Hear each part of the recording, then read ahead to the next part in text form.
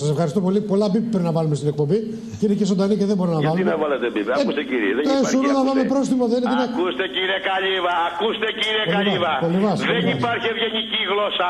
Υπάρχει ευγένεια που σημαίνει ευγενικό γένος, δηλαδή καλό γένος.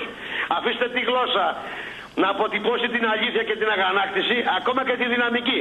Χωρίς αυτό να την κόβει το δίθεν ευγένεια. Ευγένεια στις λέξεις και στη γλώσσα δεν υπάρχει. Υπάρχει μόνο στο γένος. Γένος. Καλό γένος.